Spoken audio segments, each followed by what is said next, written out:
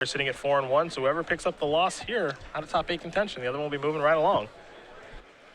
And Shiels played in the Pro Tour last weekend. He played the Obzon aggro deck that Mike Sigrist, his teammate, made the top 4 with. That's why he wasn't playing it this week, and he said, I played it for 2 weeks, I'm sick of it. I'm like, that makes sense. Kind of mix it up a little bit. Yeah, so he's playing Jeskai aggro. He's playing it pretty well thus far, sitting here at 4-1. Going to start with a Temple of Triumph, top card to the bottom. We're underway here in round number 6. Do you know what David's result was at the Pro Tour? He won a match. Well, that would be another reason to put it down. I don't know if it was constructed either. I just know that he won a match. Not his best weekend. Temple of Epiphany. Land number 2 for Shiels. He's going to leave that on top. You saw Boettcher lead off with a Temple of Malice. Heroes down for the draw here for Jared. See what Jared has anything to do on turn number 2. Just going to be a Temple of Abandon. Take a look at the top card. See where this is going to go. It's going to stay on top. Over to Shiels we go. So we'll see if Shiels has one of the powerful 3-drop creatures here in this deck, be it Mantis Rider or Goblin Rabble Master. 3 mana right away. There is the Rabble Master. It is time for a Goblin token and an attack for 1. And if you want to know why Rabble Master is really powerful, in part, look at the starts these two players had. Just 4 comes into play tap lands. No plays to the board. Now, last match, Shiels requested not to use my token and to use the Eric Smith token. It looks like our table judge is setting him straight now. No more. It's time. It's really petty of you to use your powers. I said nothing. Whoa, I said nothing. I did not cause any of this. Yeah, okay, man. Okay, I didn't do any of that. We definitely believe you. Hero's Downfall did take down the Rabble Master. He also came up to me and made fun of me about it, too. So maybe I had to use my powers. Sure. Here's a Temple of Abandon. Top card's going to go to the bottom. It's not petty at all. There's an attack for 1. Boettcher's down to 18. Shiels got a healthy amount of burn spells. Lightning Strike, Magma Jet. He also has a Sarkin in his hand as well. Just kind of humming along here. Boettcher draws a copy of Thoughtseize. This can be really powerful for David if Jared cooperates a little bit. Okay. But, you know, his hand's not very good if Jared says, just plays a Thoughtseize here and says go. You know, if Jared taps out for a threat this turn, this is excellent because he gets to charm into Sarkin, but requires a little bit of cooperation. Hard to pass up casting a Thoughtseize on this board. You can see Jared's hand, actually. You know, he's got a Hero's Downfall, too. I think the problem is his colors. He has 2 black mana. There's a Mana Confluence in his hand, so he actually has 3. It's a lot of damage to be taking, potentially, yeah, there's a Forest. Let's see what this is. He's tapping some mana right now. All right, Bluekinos, he wants to get a clock on the board. And this is great for David. This is the exact sort of opening that he needs to sequence his stuff. So is this what we call cooperating? Well, no Jeskai Charm. Oh, no Jeskai Charm. Yep. Okay, if it's Lightning Strike plus Stoke, which is what he had, then this play is fine for Jared. Shields going to draw a card here. Now there is the Jeskai Charm. So didn't have it before, but he has it now.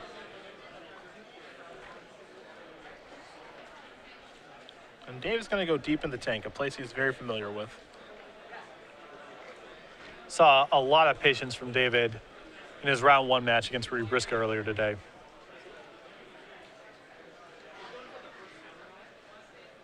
Yeah, he's got a lot of options here. And he's just, it's kind of simple, right? It's just like, well, I'm just staring down at Bluekinos. What's the big deal? Well, it's actually a really big deal.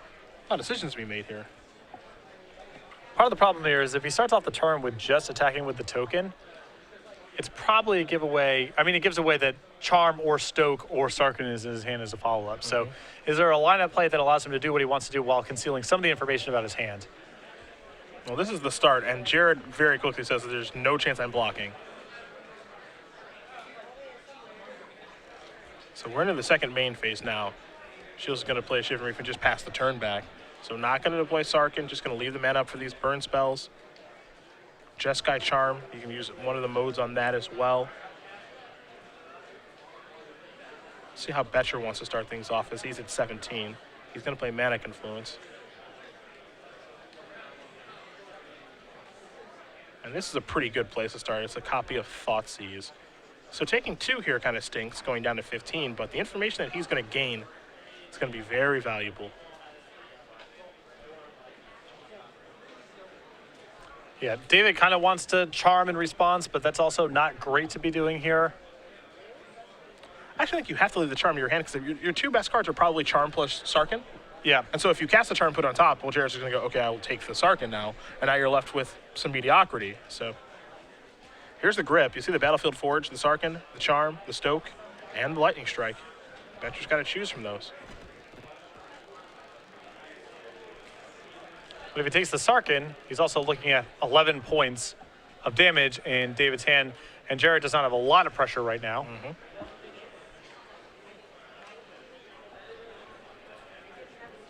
And Shiels can fire off those burn spells pretty easily, right? He can play the Stoke this turn and then Charm plus Strike next turn. And then if he peels a burn spell, that deals 4 damage. Or if Jared deals himself a little bit of damage with Mana Confluence, well, that's it.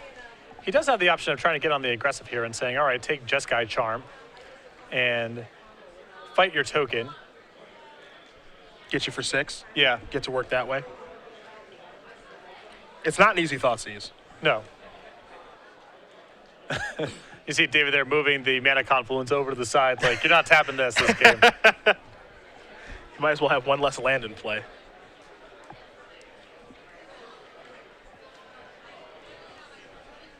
I feel like this is between Charm and Sarkin. Because Stoke is basically just a worse Charm in this hand. He is going to take the Charm. Here's the attack.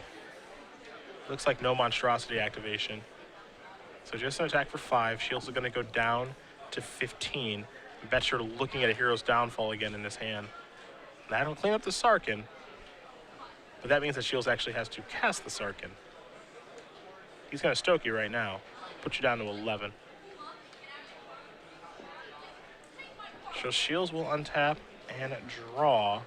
It's a copy of Temple of Triumph.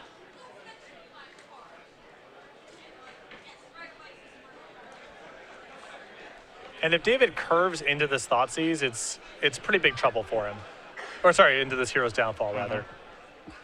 The big issue here is if he's trying to play around Hero's Downfall and he just doesn't cast the Sarkin, then what Boettcher can do pretty easily is just fight this Goblin token. Correct. Right now.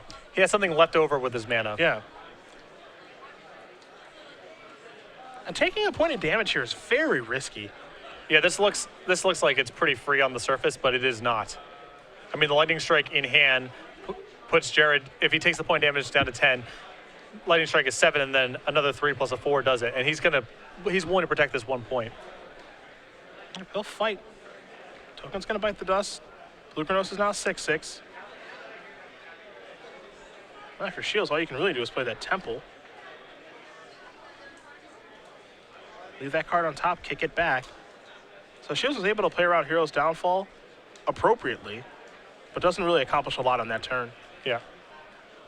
Well, except that he may commit Jared to leaving up all of his mana again this turn and not advance his board. Which, the way this could play out is that David gets an extra draw step because Jared can't curve out as efficiently as he wants to. All it takes is one extra one. Yeah. That's one more draw towards a Jeskai Charm that deals 4 or a Stoke that deals 4. I think that's what you have to be a little bit scared of if you're Jared. Got to close this game out as fast as I can while dealing myself the least amount of damage possible. Yes. It is a tough tightrope to walk. And I think Jared is trying to see if there's any way for him to push this into lethal on his following turn. And it revolves around the Goblin Rabblemaster that he has in his hand. And what kind of effect that card can have in the game. It looks like he's going to reach and cast it. Yep. This will put some pressure on Dave.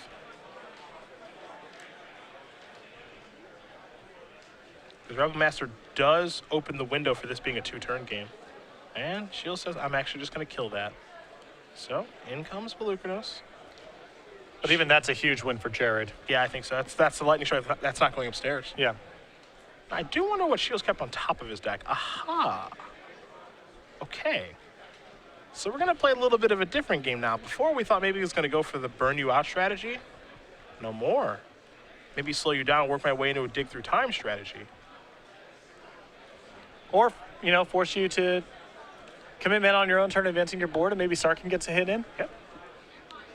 Shields looks like he wants to play the battlefield forge. He will pass a turn back. Boettcher knows the last card, as do we here in the booth and you guys at home. It's a copy of Sarkin. Yeah, the reason to play the land there is because he has Dig Through Time in his deck, so he wants to make sure he has enough mana to cast everything that he can potentially draw on the follow-up. Rabblemaster going to come in, deal 1 point of damage to Shields. Shields is down to 8, take a draw. It's a copy of Temple of Epiphany.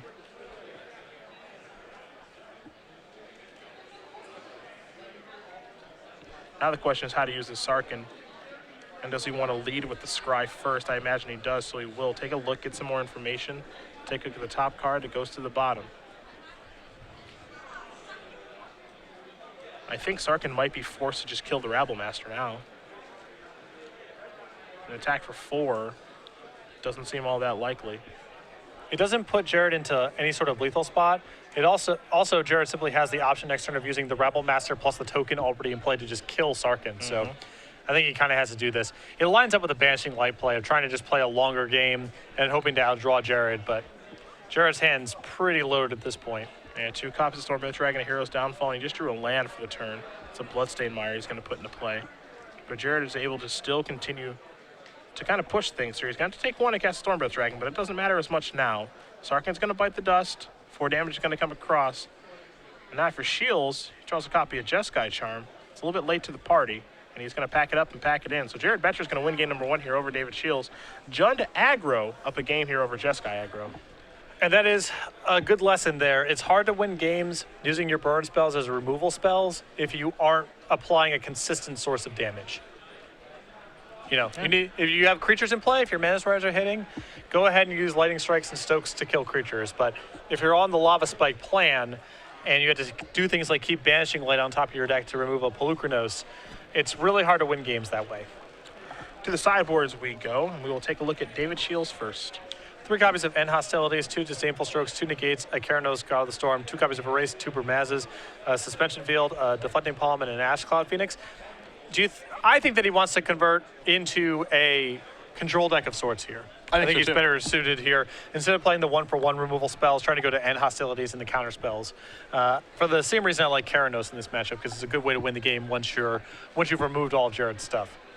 On Boettcher's side, he's got 2 Bow Nylea, Whip of Erebos, a Hammer of Perforos, 3 Magma Spray, 2 Destructive Revelry, a Thoughtseize, 2 copies of Ash Cloud Phoenix, a Harness by Force, and then 2 copies of Murderous Cut. So given that we believe that Jared's to try to be the aggressor in the matchup, I do like an additional copy of Thoughtseize. I just think Thoughtseize is good against David's deck, no matter if he's kind of mid-rangey or taking the control route. We saw it be very good in that first game.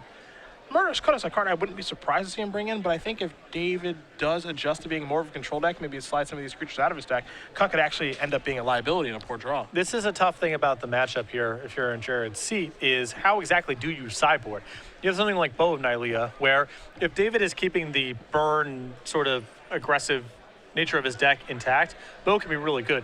If he's swapping into a control deck, Bow is really bad. Whip of Erebos is almost the opposite. It's good against the control deck build, but not necessarily good against the burn you out strategy. Magma Spray, maybe it's really powerful against Seeker and Goblin Rabble Master. Maybe David's siding those cards out entirely. So there's a lot of guessing going on here. Murderous Cut, Ash Cloud Phoenix, all these cards can be good or bad depending exactly on how David sideboards. So it makes it very, very difficult to sideboard against a just aggro deck because players can take different routes. You know, we saw Jadine a little bit earlier. She's very creature heavy, and then McLaren boarding into Dig Through Times and a very control heavy route as he's been known to do in the Pro Tour. Yeah, it's challenging because David can basically leave his deck intact or completely swap his strategy. Yeah. And Jared has to guess to some degree how much of one is happening and how much of the other is happening. Boettcher is number 8 on our Season 4 leaderboard. He'll be pretty close to, he's basically got locked up. Again, we don't want to announce anything before it is 100%, but he's about as close as you can be to being locking up a invite to the Players' Championship. That said, he's got a lot of tournaments left to play in this year, and we'll take a look at our 2014 schedule, the places that we have to go for the rest of the year. Again, we're going to be going to Minneapolis next week. We'll go to Oakland after that. I don't expect to see him in either one of those places, but you and I will be there taking care of those shows. And then, Columbus, there's potential for him to be there. Grand Prix, New Jersey, I know we'll see him there. Open Series in Richmond, and then we'll go to Atlanta as well. And then we'll close out in Portland, Seattle, and then Roanoke here for 2014. I expect to see Jared at that last one there in Roanoke. Absolutely. I think he's very close, and if we assume that he's attending Seattle, we assume that, and probably Richmond is reasonable as well. That should be enough, but there is a risk, You never know how much people are going to be pushing and what exactly that point threshold is going to look like. It'll be fun to see as those events do unfold. Again, Minneapolis next weekend, Oakland after that, Columbus after that, and then all of a sudden there's a Grand Prix for us to cover as well. So a lot of magic here in the coming weeks. Minneapolis will be fun, too, because I like it when the commentators get to battle a little bit. Matthias Hunt. I imagine Matthias will be battling. He's already told me Jeskai Ascendancy and Sanders. He loves a combo deck. Yeah. More than anyone I think I've ever met. honestly. There are a lot of players I know who like to play some combo, Andrew Shroud among them, but man, Matthias, just any format, high tide, scape shift. He loves math puzzles. Yeah. And if you get to do a math puzzle with another person who's forced to sit there and watch how good you are at math, that's probably really fun, right? Probably, yeah. It's probably a delight. Imagine that you were good at basketball and someone had to follow you around all the time and watch you play. That's got to be what playing combo decks is like if you're good at math. Look at how smart I am. Yeah. It's pretty fun. You're dead again. Dead again. This is awesome. I figured it out. I solved the puzzle. His love for scape shift is just, it just knows no bounds. I don't think I could hate scape shift anymore. I never draw it. So you know like the one card combo decks where you just ramp up and then you draw like the thing and then you kill them? Yes. Be it like Scape Shift, Dragon Storm, or Tooth and Nail. I never draw the namesake card, so I've always hated those decks. Okay. It's irrational because, you know, you're going to draw it and you have ways to find it, but I just never ever drew the card. Ever. So I just hate those decks. So is that why you like Tron? Because you have like 20 looks at the pieces of your puzzle, basically? Yeah. And it's just like relatively consistent. Yeah. Instead of just like, I hope I draw this scape shift. Like, you know, peer through depths, put 5 to the bottom, peer through depths, put 5 to the bottom again. All the scape shifts from the bottom of my deck. It's infuriating. Yep. Let alone if it doesn't resolve. Or you just miss land drops. Yeah. It's infuriating. But some people like those style of decks, and some people definitely win with them. And Matthias falls in both of those camps. Although that's surprising because it's not really that math-oriented. I would assume he was more of a Storm player. I'll play some Storm.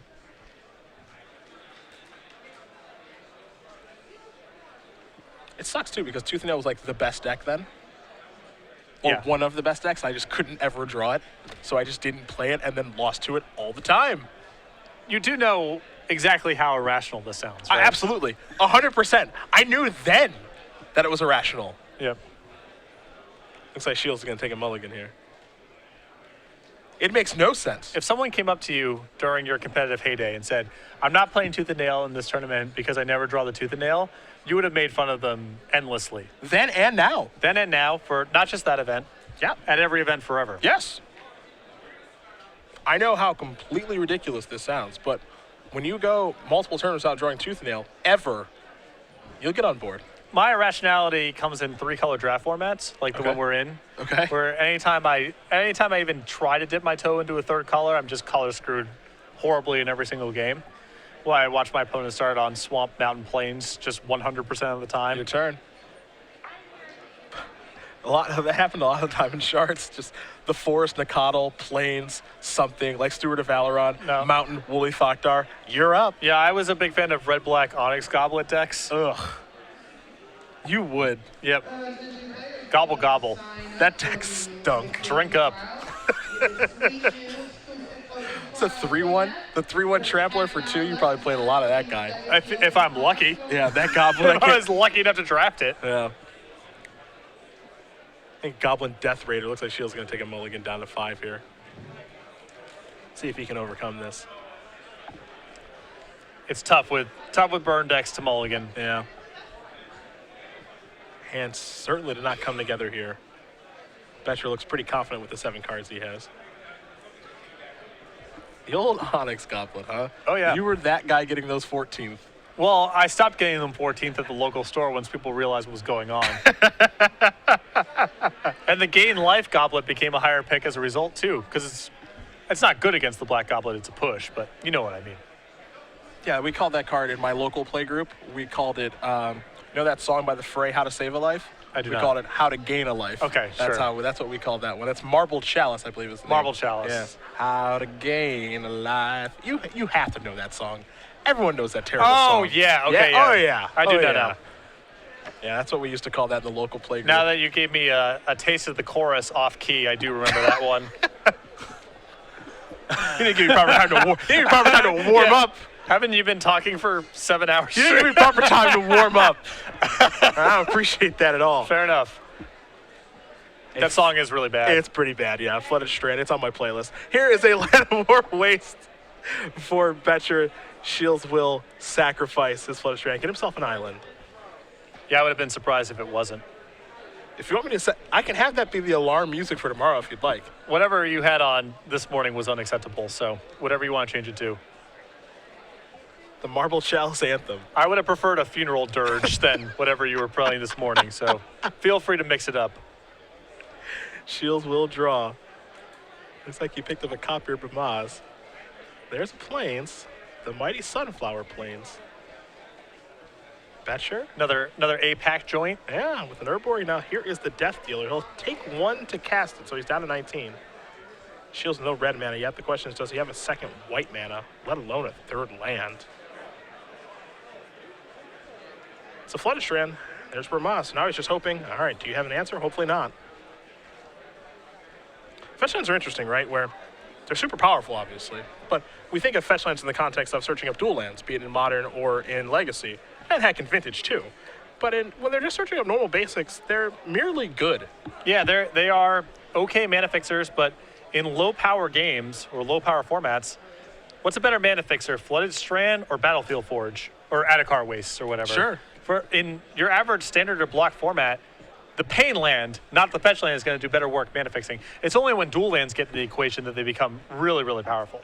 Saw Hero's Downfall take down the copy of Ramaz. Now, Shields did not have red mana a turn ago, but he's got it now. He also has a copy of Mantis Rider and Goblin Rabblemaster in his hand, so now he's trying to figure out, okay, which one do I cast? How do I get busy on this board? Because the race is certainly on now.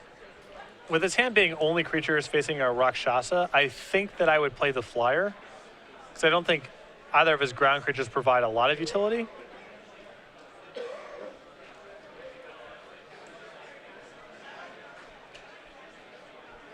There's the Reef.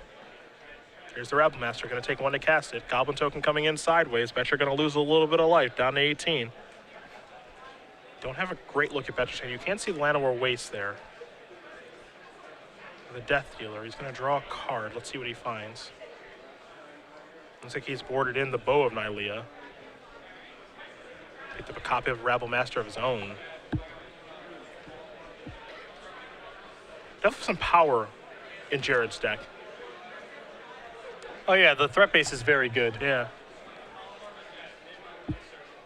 I don't know if he can go toe-to-toe with Abzan mid-range. We'll probably find out at some point this weekend. But the creatures that he has in his deck are pretty powerful. Again, Rakshasa Death Dealer, Rabblemaster, Pelucrano, Stormbreath Dragon, Heir of the Wilds, and Fanatic Xenagos. I suspect Heir of the Wilds is a nice threat against Abzan decks. Yeah.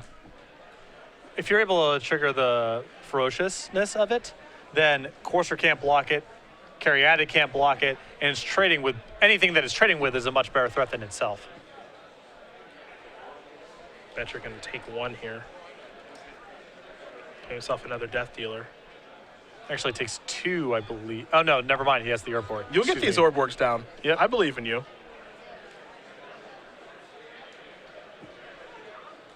Well, I'm a little surprised he didn't play a 3 last turn. The thought process here, right, is I can play the Death Dealer and I can just pump it.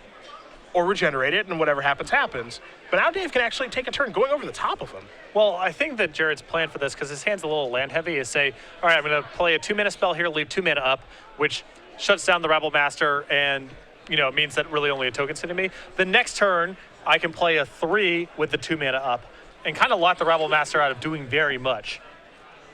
Now, with David playing a Mantis Rider, the game might become more of a pure race. Jared may have a little less time than he suspected.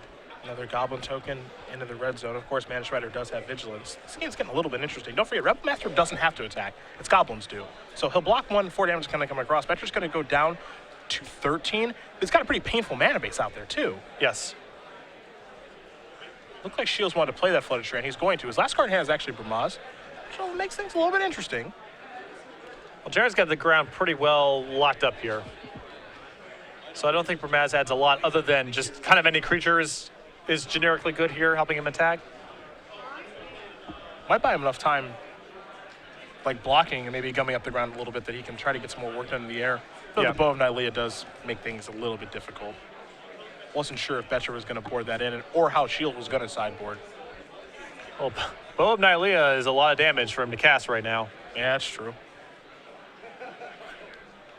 This is one of the matchups where Jared's mana base, it's trying to cast things on time as much as possible. He's an aggressive deck, it makes sense, but it is costing him here.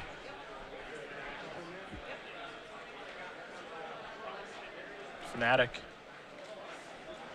It's going to take 1 to play that, too. And we'll see if Shields wants to play Tribute and how he wants to handle this thing.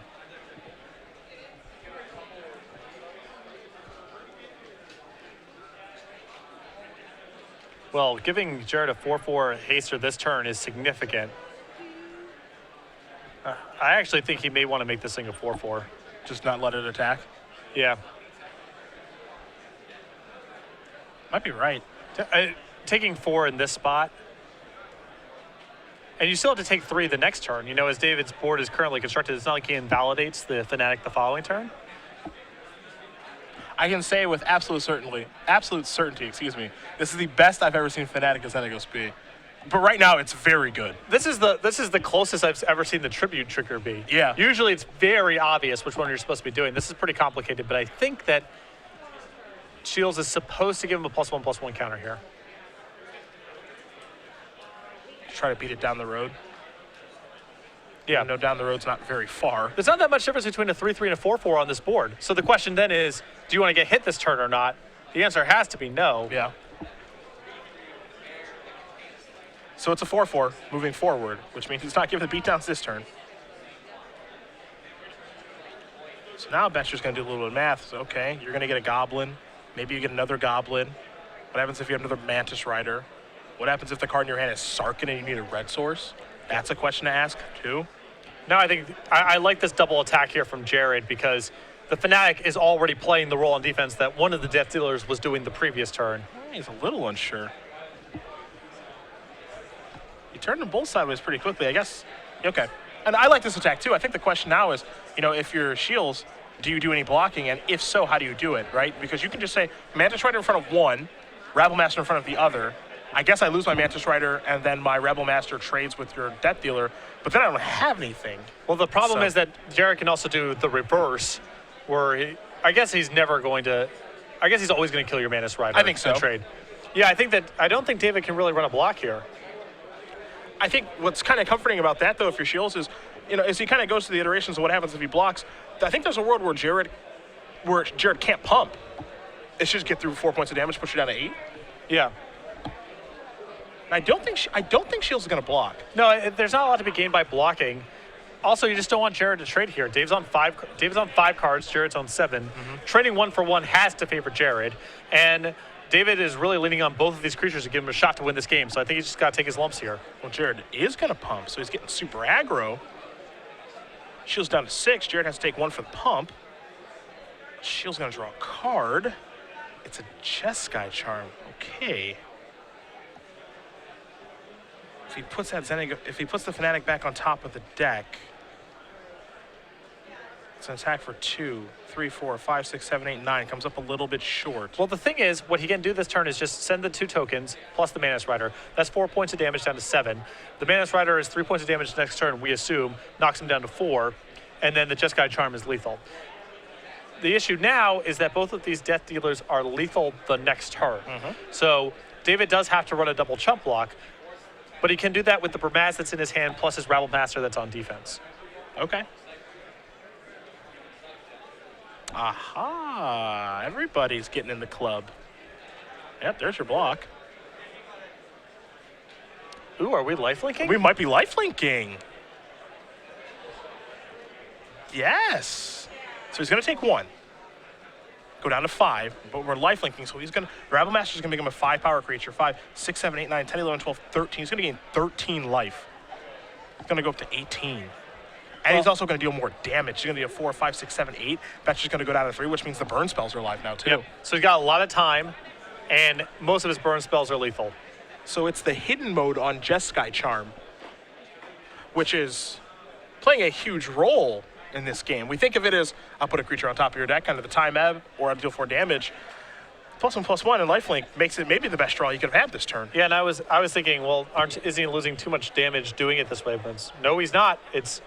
He loses 1 point of damage relative to just playing the Jeskai Charm as 4 damage, and saves. I mean, he has so many more draw steps now, yeah, and the Mantis Rider is still lethal. Jeez. The Mantis Rider still being lethal. The fact that Boettcher, with his mana, the mana confluence, and the 2 copies of Llanowar Waste as well, Jeskai Charm was an insane draw. Yeah, and now he's beat. Wow, unbelievable. Dave Shiels is going to win this game over Jared Boettcher, and they're going to head to a 3rd one now. Shiels mulligan to 5 that game, but some timely draws, especially that Jeskai Charm, evens it up. When you sort of evaluate these burn decks, they mulligan to 5. Normally, if they're winning that game, it involves some sort of sweeper that someone was anticipating, an unchecked Planeswalker. Dave Shiels was able to win that game on 5 cards with kind of just his core strategy. And a lot of that has to do with Jared's lands. Oh, the first 2 were pretty good. The third one, I hope, is as well. We'll take a look at our 2015 Invitational schedule here. We did announce this at the Season 3 Invitational in New Jersey. It's going to look very familiar to you guys at home. Pretty much the same outside of the first one. Yep, we have our Mid-South Invitational moving from Charlotte to Richmond. And then the same venues, Columbus, New Jersey, and Seattle, I believe actually in the same order as well. Same order. Dates are probably a little bit different. Yeah. But outside of that, I imagine we will be at the Origin Game Fair yet again for Columbus. We will see a fire alarm go off in New Jersey. And then Seattle will probably rain because it's December. That's okay. Because it's any day of the year. So Easy. Don't let the secret. Actually, no. You're supposed to keep. Yes, it rains all the time. Right. Yes. It's not actually true, right? It rains all the time. No, don't move there. It's awful. All it does is rain. There are puddles everywhere. It is the absolute worst. Maybe we could run some tradesies because San Diego could use a little bit of rain. Well, see, as we're in year 3 of a crippling drought. Are you actually? Yes. I'm sorry, I didn't know that. Yeah, it's okay. That must be rough. No, it actually weirdly somehow doesn't impact my day-to-day life at all. But apparently there's some really bad drought. Either way, that's where we will be for 2015 for all of our invitationals. So I'm looking forward to that a lot. I did not know there's a drought taking place. Yep. Yes, that is tough. It's still always just 70 and a perfect breeze every day, though, right? We had something resembling a real summer this year. So like 75? We got into the 80s, I think. Oh, boy. Yeah. Oofa. Do you guys have air conditioning in San Diego? Yeah. That sounds like a strange question, but in Seattle there is not air conditioning. No, we do have it. Okay. So when it gets to 85 or heaven forbid 90 in Seattle, that's game. Everyone loses. It's really surprising. Is there a citywide ban on them or something? Or it doesn't ever get that warm, so it's unnecessary. So it only happens in the summer 3 days max. So when that actually happens, everyone runs to the store and buys fans. So the year before I moved to Seattle, there was a heat wave, which means it got to like 92 for a week. And, all of the local stores were sold out of fans for 5 days. This sounds like really bad planning. It's absurd. It's completely absurd. Yeah. So I didn't know if there were air conditioning, like if apartments and places in San Diego came with air conditioning units. They do. Because it's not the 1800s. So we have air conditioning. Yeah. You just lose the game in Seattle for those 4 days or whatever, where it's just sticky and hot. That's why I like the rain. Sure. I don't mind it one bit. And that means I'm not going to give any to you. It's just going to stay where it is. Get your own rain. Yeah, I'm being told, don't let the secret out. Yeah, the water never stops falling in Seattle. It's just, think of those Florida rainstorms that you see in movies. That's what it's like all the time. Yeah. It's always dark, too, when it rains. It's just always dark and stormy and lightning. You don't want to be there. That was a pretty impressive win by Dave in that game. That was. To do it on 5 cards with the core strategy of the deck is really impressive. Yeah. A lot to be said for Mana Sprider, that's for sure. And Jeskai Charm. Jeez, that card is a delight. I don't know if it's better than Obzon Charm. I think those are the 2 best. Boy, is it close. They're apples and oranges, but... Which charm's bringing it up the rear? Mardu? In standard level play, my guess would be Mardu. Yeah? It's probably the worst of them. All right. Poor Mardu Charm. Because something's got to be the worst, Teamer Charm seems like it's okay. Every cycle's got to have their Gruul Charm. I've played Gruul Charm in a constructed tournament and made the top. Yeah, I know it got played, but wow, that card. It was bad. Yeah, it was bad. Also, gain control of a permanent you own is sort of a baffling text box. It's like, what do you mean I already own it? It's already mine. Fire off that brand. Yep. I did use it in a draft game. To bring back what? Active treason. Oh, wow, look at you. Oh, yeah. Because someone's a little short of lethal now.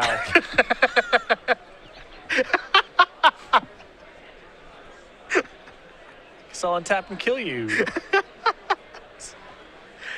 Here is a Temple of Bandit to start things off here for Boettcher. Both players look to have kept their 7. I think David may have kept a hand without red mana. Looks like Flooded Strand Island and some cards. A little risky. Wooded Foothills here. And he peels it right off the top. The Temple. Don't shuffle the cards around your hand like you didn't just draw that, David. You would have played on turn 1 if it was in your opening hand. No way. Shuffle them around. Conceal the info. No one's buying it. Hand is certainly online now. Leave that card on top before passing the turn back over to Boettcher. Let's see what Boettcher picks up for his third turn. Heir of the Wilds. There's Urborg, going to sacrifice this. Perhaps it's time for a Fanatic of Xenagos. We'll see. Urborg is nice in this deck. It is. Jared needs it just to not take so much damage off of his lands, if nothing else. Although this is a pretty stable opening. I mean, he's on red, green, and black mana, none of it dealing damage to him, so it's a big deal. It's a lot different than the last game. Now Dave's got to decide. Fnatic putting him to the test right away. Gotta say, this card has actually impressed me when I've watched Jared play. There's a lot of cards. Format shifts, power level gets a little bit lower, and certain cards that were a little short now have their chance to shine. Shields gonna take 4.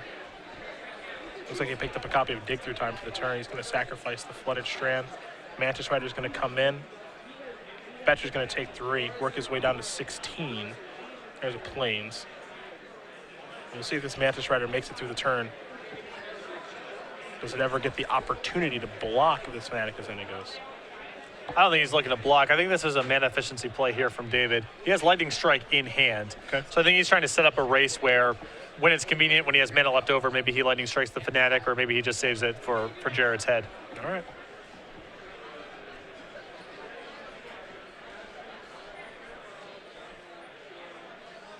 Saw Boettcher pick up a copy of Pelucranos for the turn.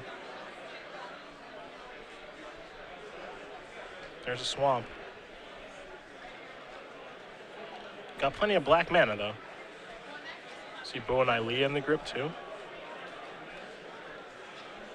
Bo was a little slow. Didn't have time to get it online last game. Although a lot of that was the consequence of his lands. Yeah, this is true. There's the attack. Shiels very quickly takes it.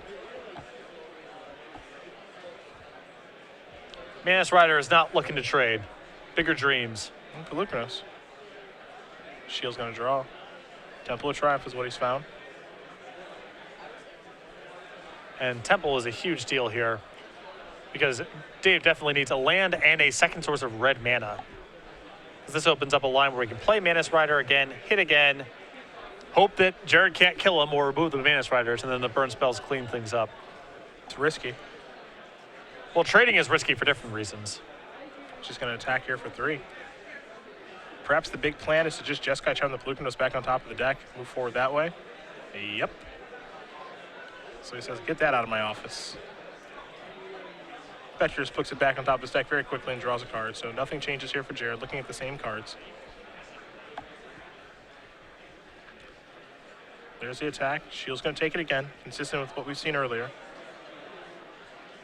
But will Boettcher be consistent with what we saw last turn and play Pelucranos again? The answer is yes. Back to Shields we go. Shields going to draw, copy a Suspension Field. Nice clean answer to Pelucranos.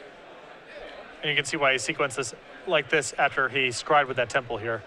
Now he just gets to play pure cleanup here. He's finding 2 spells to turn territory, which is a big deal. Start with the Mantis Rider. Boettcher's down to 10.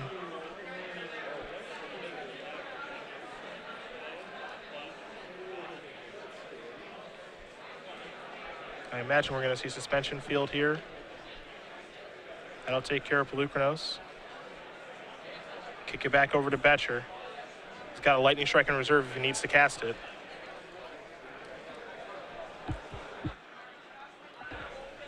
And this Bow's still stranded. Yep. Has not done a thing in 2 games.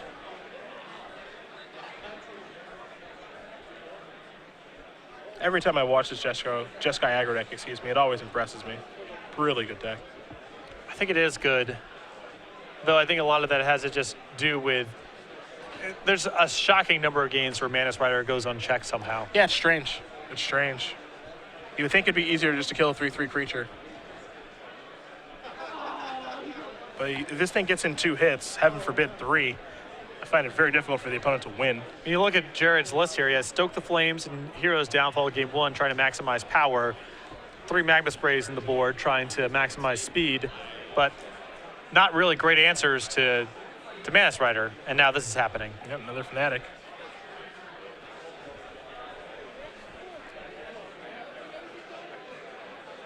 Do wonder if Dave's ever going to shift gears. Maybe block with the Mantis Rider. Again, we haven't seen him do it earlier, so it would be I guess it would be strange to see him shift gears into playing more of a defensive role to try to just keep my life total high enough and then kill you with burn spells. But no, I think he's pretty well committed to racing here. The question is, can he actually win the game? If he has a Lightning Strike in hand and a 4 damage spell, he has the game if Jared has no follow-up. Mm-hmm. But I don't think he does. The one thing he's missing is the 4 damage spell. So I'll be interested to see if he just says, okay, I'll take this and I'll go to 6, or if he just says, okay, I'll strike this. And it looks like he says, I'm going to go to 6. He's going to jet him. So Boettcher's going to go down to 8, and Shiels is going to get some more information here. So hit 1 and 2 Disdainful Stroke and the Stoke. But Stoke isn't it. It leaves him a point short right now. Though Stroke is quite the insurance policy here. Yeah, I mean, if Shiels can make it out of the next turn, he's fine. Yeah. Absolutely. I don't know if he can make it out of the next turn. That's the big issue here. What he needs is a 5th mana source. Yeah. He doesn't have one, and we see the 2 cards he's looking at. Disdainful Stroke is interesting. It saves him a little bit, but it looks like he's going to put these both to the bottom. He's going to untap. He's definitely looking for the 5th land. If he finds the 5th land, it's over. Yeah. There it is. Mantis Rider gets you for 6 in the air. Lightning Strike your face. You see Shields going to tap all the mana. He's got everything he needs. 3, 6, and 9. Boettcher going to look at his hand, and he knows, unfortunately, that it's not going to work. Dave Shields going to win this match over Jared Boettcher. 2 games to 1, and for Jeskai Aggro, moving on to 5-1. And after a mulligan to 5, game 2, and kind of a tight game in game 3 there. And yeah, Jared just showing a hand here of just double red cards, especially Starkin that could have answered a Mantis Rider, but you know, so it goes.